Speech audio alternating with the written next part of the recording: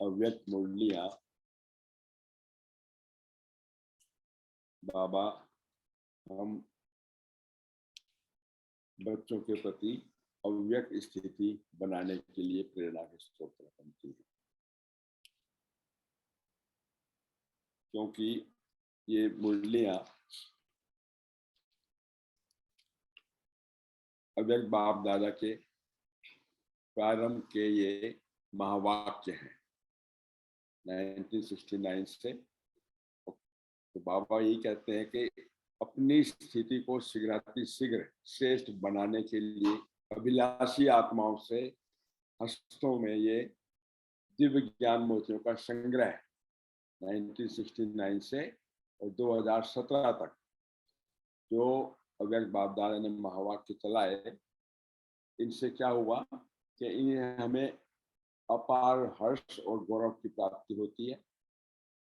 भक्त जो केवल भगवान का क्षणिक अनहद नाद सुनने के लिए व्याकुल रहते थे, परंतु परम भाग्यशाली हम वो ब्राह्मण आत्माएं हैं, तो दिन प्रतिदिन उनके मधुर महावाक्य सुनने को हमें मिलते हैं।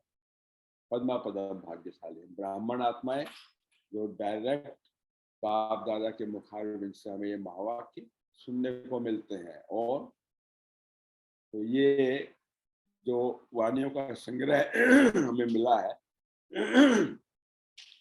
इनको अध्ययन करने से हमें नई नई प्रेरणाएं मिलती हैं, नई नई उमंग उत्साह हमारे अंदर प्रफुल्लित प्राप्तियां होती हैं और नई नई पुरुषार्थ की प्राप्तियां युक्तियां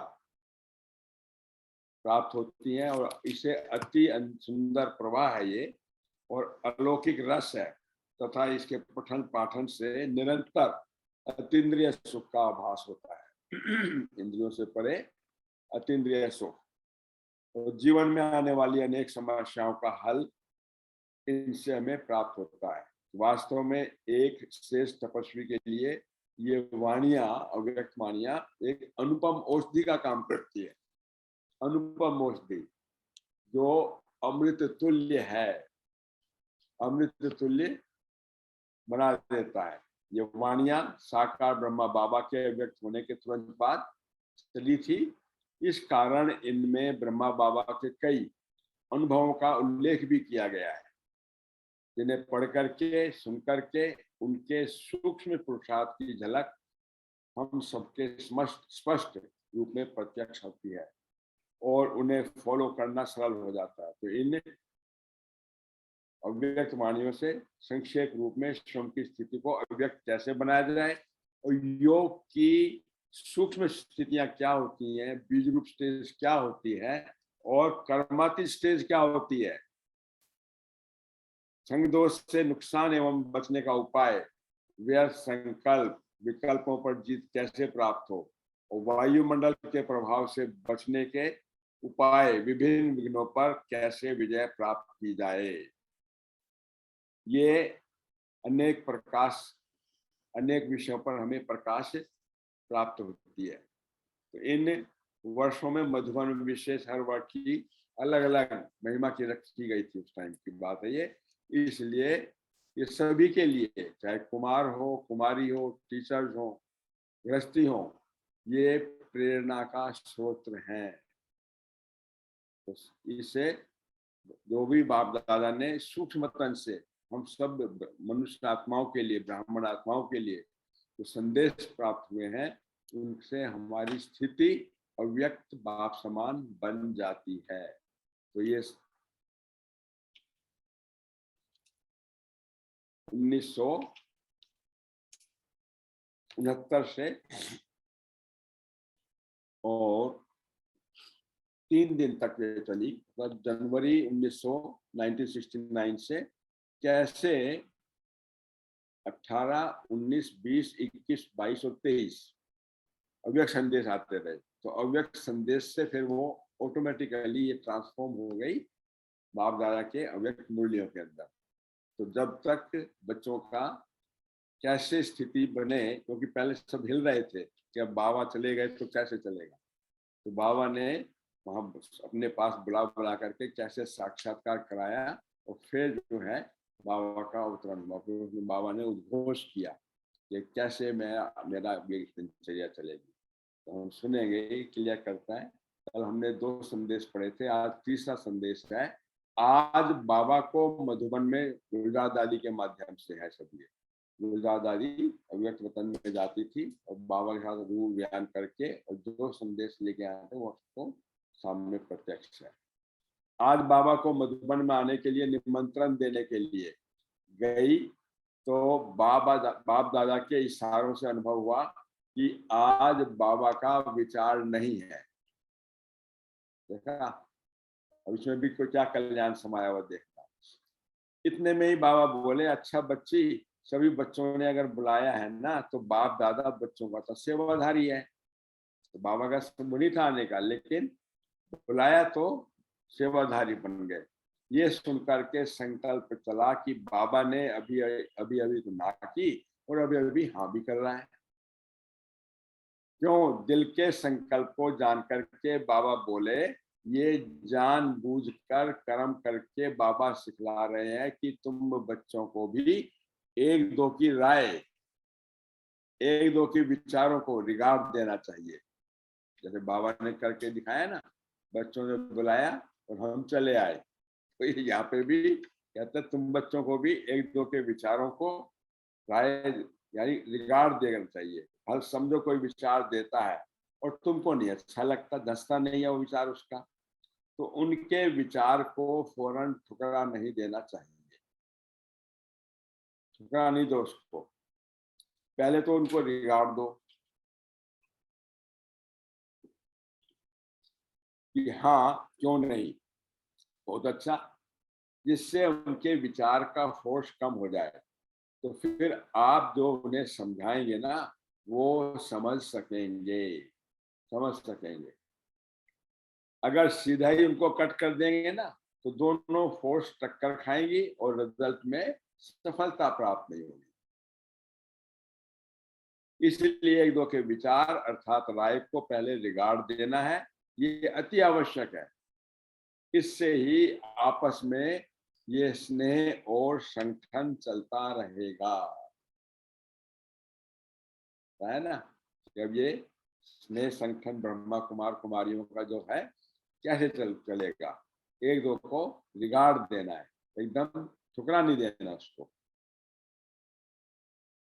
तो चौथा संदेश है, आज जब वतन में गई तो जैसे ही हम पहुंची तो बाप दादा सामने थे ही, लेकिन क्या देखा कि ब्रह्मा बाबा के गले में ढेर की ढेर मालाएं पड़ी हुई हैं। फिर बाबा ने कहा ये माला उतार करके देखो। तो माला उतारी तो कोई बड़ी माला थी, कोई छोटी माला थी। हमने कहा बाबा इसका रहस्य क्या है? बाबा बोले, बच्ची ये सभी के उल्हैनों की माला है, उल्हैनों की माला है।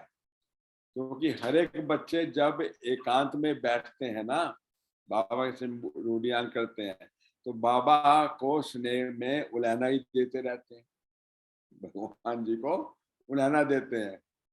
हर एक बच्चे ने बाप को उल्हैनों की माला जरूर पहनाई है। बाबा ने कहा बच्चों को ड्रामा भल याद है, लेकिन प्यारे से प्यारी चीज तो जरूर है। तो अचानक ड्रामा को वंडरफुल देख हर एक बच्चा दिल ही दिल में उल्हाना देते रहते हैं। क्या उल्हाना देते रहते हैं? क्या उल्हाना देते रहते हैं दिल ही दिल में? क्या हर एक बच्चे ने बाप को उल्हानों की माला जरूर पहनाई है। बाबा ने कहा बच्चों को ड्रामा भले याद है, लेकिन प्यारे से प्यारी चीज तो जरूर है। तो अचानक ड्रामा को वंडरफुल देख हर एक बच्चा दिल ही दिल में उल्हाना देते रहते हैं। यूं तो ज्ञान बच्चों को है, लेकिन ज्ञान के साथ में प्रेम का स्नेह भी है, इसलिए उन उल्हानों की गलत नहीं कहेंगे। फिर हमने पूछा बाबा आपने इसका रेस्पॉन्ड क्या दिया?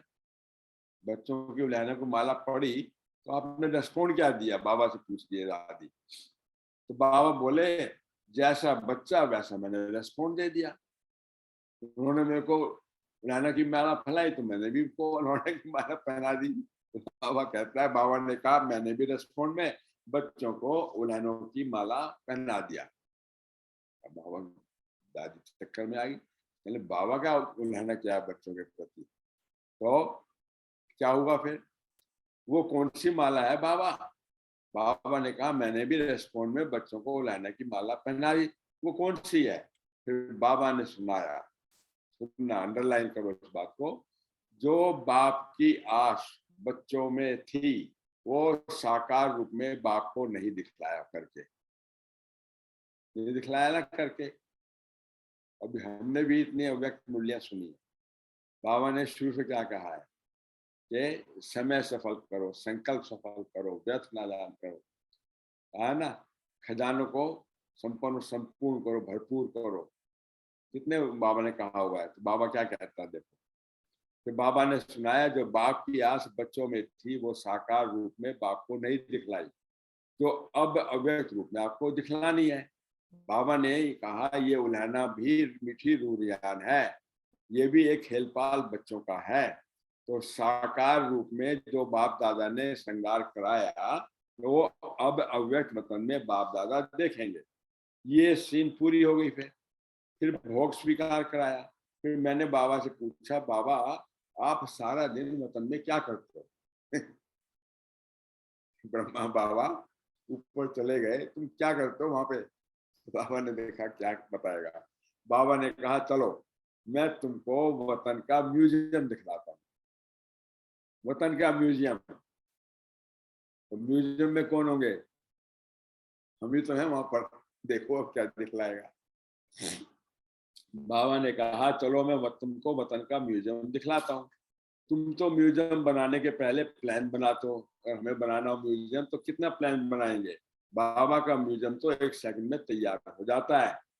फिर क्या देखा, एक बहुत बड़ा हॉल था, अपने आप को इमर्स कर लो उसमें। उस हॉल के अंदर एक बहुत बड़ा हॉल था। एक ही हॉल में हम बच्चे ढेर की ढेर मॉडल के रूप में खड़े थे।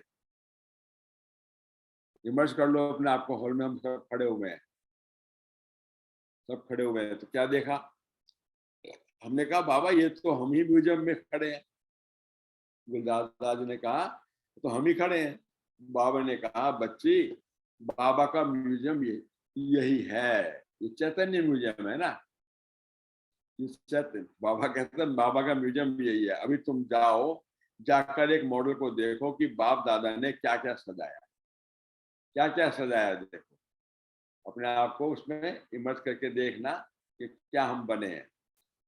जैसे आर्टिस्ट मूर्ति को सजाते हैं तो बाबा ने कहा देखो बाप दादा ने क्या क्या सजाया है। हम जब मॉडल के पास में गई तो हमको कुछ खास नहीं दिखाई पड़ा, पूरी सजी हुई मूर्ति दिखाई पड़ रही थी हमारी, है? तो बाबा ने कहा जो मोटा श्रृंगार है ना वो तो साकार में ही बच्चों का करके आए हैं। जब साकार में बाप दादा बाबा थे तो उनका मोटा श्रृंगार तो किया था, उसी टाइम पर वो कर रहा था। परंतु अब अव्यक्त रूप में क्या सजा रहे हैं? सभी श्रृंगार तो हैं, सब श्रृंगारित भी हैं, जेवर भी पहने हुए हैं, जेवर से भी।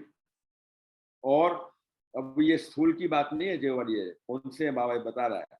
परंतु जेवर में बीच बीच में नग भी लगा रहे हैं, नग भी लगा रहे हैं। तो बाबा के कहने के बाद में कोई कोई में जैसे एक्स्ट्रा नग दिखाई पड़ी, एक्स्ट्रा नग दिखाई पड़ी। बाबा ने कहा बच्चों के प्रति मुख्य शिक्षा यही है कि अव्यक्त स्थिति में स्थित रह करके व्यक्त भाव में आओ। जब एकांत में बैठते हैं ना तो अव्यक्त स्थिति रहती है, लेकिन व्यक्त में रह करके अव्यक्त भाव में स्थित रहे वो मिस कर लेते हैं, व्यक्त में रहते हुए अव्यक्त। इसलिए एक रस कर्मातीत स्थिति का जो नग है, एक रस कर्मातीत स्थिति का जो नग है वो कम है। तो जिसके जीवन में जो कमी देखता हूं वो मैं सजा रहा हूं। एक रस कर्माती स्थिति का नग, उसकी कमी है, वो मैं अब लगा रहा हूं उसमें। तो जैसे साकार रूप में ये कार्य करता था और वही फिर अव्यक्त रूप में करता हूं।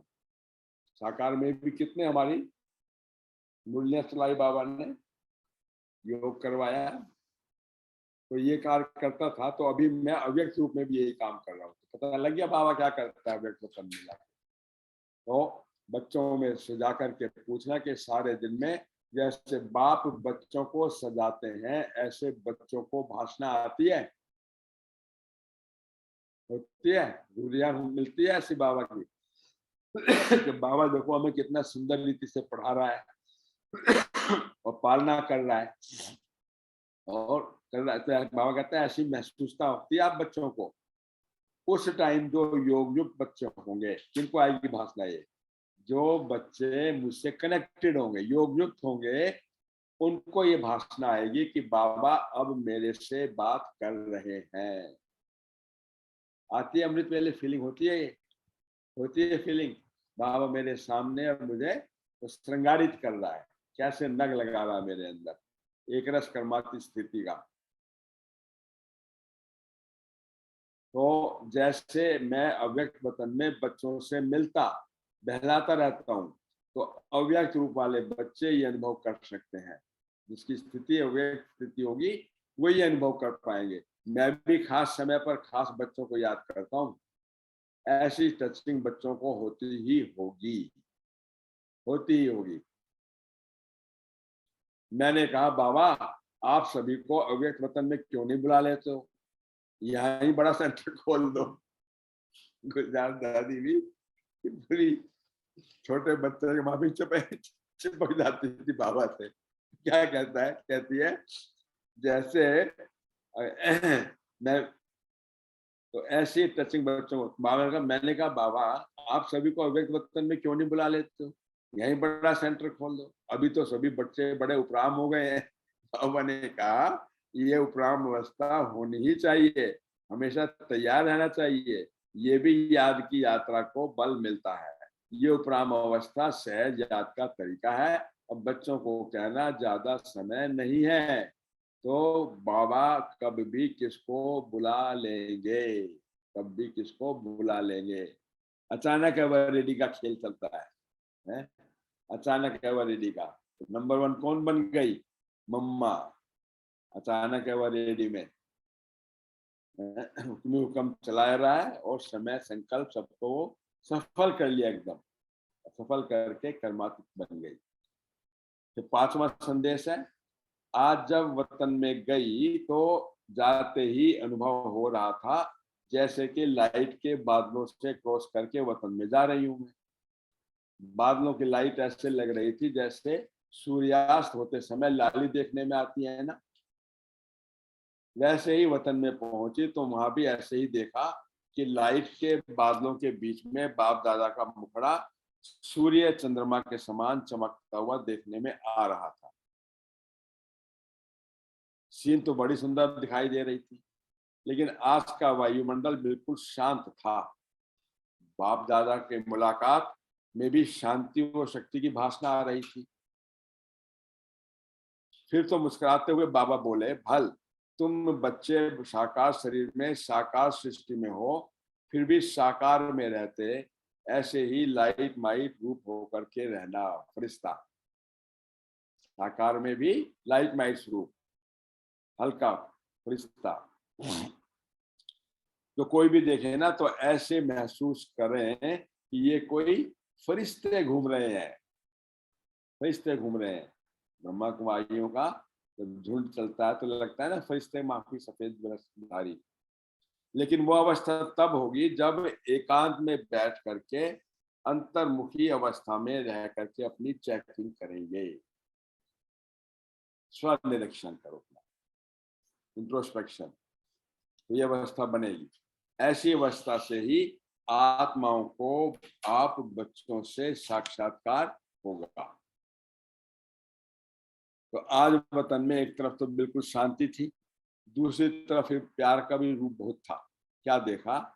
बाबा की बाहों में सभी बच्चे समाये हुए थे। इमर्ज कर लो अपने आप को इस सीन को, कि साथ साथ चलना इस सीन में तो मजा आएगा, वरना कहेंगे कितना ही दादी कर रही है।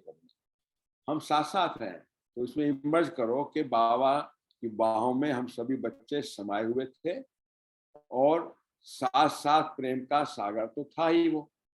बाबा ने कहा तुम शक्तियों को भी, सर्वात्माओं को ऐसे ही अब अपने समीप लाना है, समाओं को भी स्नेह के में। तो आपकी दृष्टि में बाप समान जब प्रेम और शक्ति दोनों ही पावर होंगी ना, तब आत्माएं नजदीक आएंगी। इसके बाद बाबा ने तीसरा दृश्य दिखाया। क्या देखा?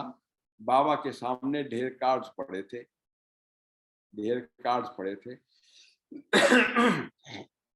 तो बाबा ने कहा इन कार्ड्स को ऐसे सजाओ जिससे कोई सीनरी बन जाए। ठीक है, तो सीनरी बन जाए। तो अब क्योंकि हर कार्ड पर सीनरी की डिजाइन थी, तो कैसे इकट्ठे करेंगे उनको? तो अब बाबा ने बताया कि सीनरी तो किसमें चित्र किसमें शरीर थे। अब हम मिलाने लगे तो कब उल्टा कब उल्टा, कहीं के शरीर का उठा लिया, कहीं से हमने चित्र उठा लिया, तो मिलेगा कैसे फिर? तो बाबा बता रहा है कि हम मिलाने लगे तो कब उल्टा कब उल्टा हो जाता था, और बाप दादा बहुत हंस रहे थे। उसमें बहुत ही सुंदर सतयुग की सीनरियां थी। क्या था सीन? एक कृष्ण बाल रूप में झूले में झूल रहा था और साथ में कांता, उस कांता को दासी कहते हैं, दासी उसको झुला रही थी। एक तो ये सीन था। तो और दूसरी तरफ सखे सखियों का खेल चल रहा था। तो मतलब तो सतयुग की दिनचर्या दिखाई थी, उनको हमें मिलाना था। फिर बाबा ने विदाई देते समय कहा बच्ची सबको ये संदेश देना कि शक्ति भाव और प्रेम स्वरूप भाव। क्या देखो, अब ये जो संदेश है इनसे आपको एक चीज की अनुभूति जब अवश्य होती होगी कि बाबा जब अव्यक्त हुए तो वहां पे माहौल कुछ और बना हुआ था, और जब ऐसे संदेश आते थे तो सब ऐसे चिपट के बैठे थे, बाबा को संदेश भेज रहा है, और सब जो है उधर से उस विचारों से बिल्कुल उपराम हो जाते थे और बाबा के पास में जुड़ जाते थे। अच्छा, बाबा ने ये कहा, अल्टीमेटली उनको इतना न्यारा प्यारा बना करके और फिर अव्यक्त मुरलियों में ट्रांसफॉर्म हो गया। ये इतना ही मतलब पढ़ते हैं, क्योंकि सीनियों के साथ में हम फिर अपने आप को सुनते रहेंगे और इनका जिस्ट देखें बाबा ने क्या हमें कहा।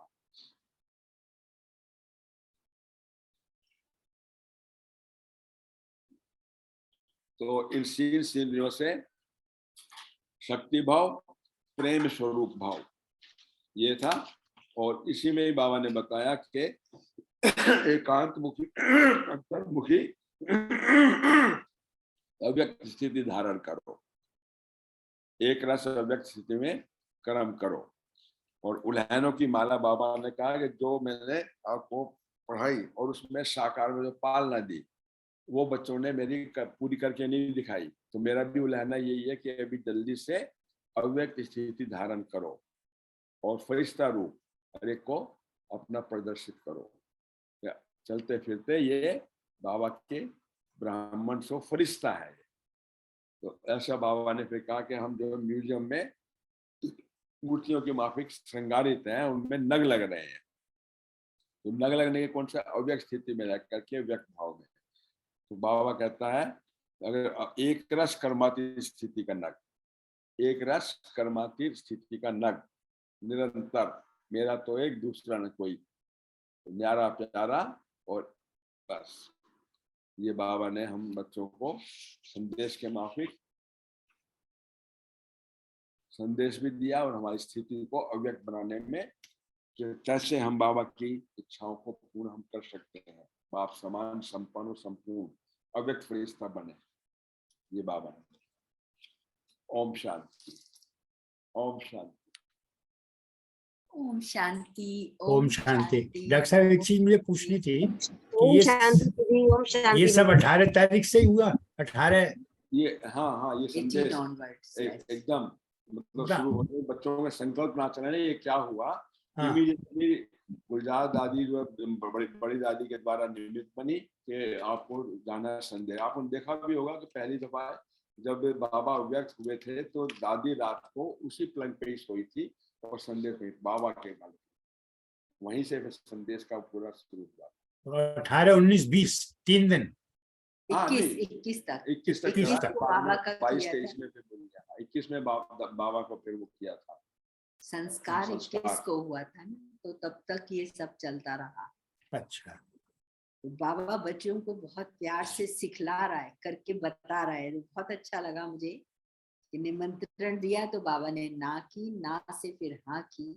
तो बाबा कहता है तुम्हें अब क्या करना है, कैसा लगता है अगर किसी को मना करो तो बुरा लगता है ना कि मना क्यों कर दिया। तो कोई भी जब हम आपस में बैठते हैं तो बाबा ये मैनर सिखला रहा है हमको कि कभी भी एकदम ठुकराओ मत किसी की बात को, उसको हाँ जी कहो, है ना, फिर उसको शक्ति भरो। तो जब वो आपसे बोलने के काबिल होगा, आप प्यार से उसका आह्वान करोगे तब वो आपकी बात को सुनेगा। अगर उसकी बात ठीक है तो सुन लो, नहीं है तो उसको धीरे धीरे शक्ति देकर फिर जब आप अपनी बात सुनाएंगे ना तो वो सुनेगा। तो बाबा कहते हैं कि ये है संगठन को मजबूत करना। नहीं तो यहाँ पर सब अपनी अपनी ढपली बजाते तो यज्ञ इतना स्ट्रांग थोड़ी होता। तो रिगार्ड देना बाबा सिखाते हैं, चाहे छोटा हो बड़ा हो। एकदम नहीं तू चुप हो जा, नहीं। बाबा ने कहा, फिर बाबा चलने के लिए तैयार। तो बाबा कहते हैं ये मैंने एक्सरसाइज इसलिए कराई, तो बहुत अच्छा लगा। फिर बाबा ने दिखाया कि उलहने तो देंगे ही ना बच्चे। बाबा गया, ऐसा क्यों हुआ, बाबा तो कह रहा था मैं लेने आया हूँ, साथ जाएंगे। तो फिर दादी पूछती है कि बाबा फिर आपने क्या कहा। तो बाबा ने कहा जैसा बच्चा है उसको वैसा मैंने जवाब दिया। हर एक की अपनी सामर्थ्य होती है ना सुनने की। तो अंदर बाबा जवाब कैसे देता है कि बाबा ने दिखाया म्यूजियम, फिर वो सीन्स बदलते जाते हैं। तो म्यूजियम दिखाया तो उसमें दिखाया कि वो मूर्तियां खड़ी हुई हैं। बाबा ने कहा चैतन्य में मैंने श्रृंगार किया, मोटा मोटा बहुत कुछ बच्चों ने सीख लिया, लेकिन अब सूक्ष्म श्रृंगार जो अब भी हम कर रहे हैं कि हमारी बीज रूप अवस्था हो, एक रस अवस्था हो जाए, कर्मातीत अवस्था हो जाए, तभी तो शरीर छूटेगा। जब सब कर्मातीत हो जाएंगे तो ये शरीर सहज छूट जाएगा। बाबा कहता वो न गप जड़ने हैं, अपनी स्थिति को इतना परिपक्व और स्ट्रॉन्ग बनाना है कि बाबा जैसे चला कर्मातीत होकर ऐसे हमें बनना है। तो ये बाबा कहता है कि व्यक्त में रह रहे हो लेकिन अपनी स्थिति को अव्यक्त बनाओ, अंतर्मुखी बन करके अपनी चेकिंग करो, देखो। तो उसमें क्या है कि आपके चेहरे और चलन में आएगा। फिर बाबा कहता है कि ऐसी मूर्तियां अंत में फिर सब उनको देखेंगी। तो बाबा ने अगली बात ये कही कि तुम्हारा जो स्वरूप है बहुत प्यार भरा हो और शक्तिशाली हो।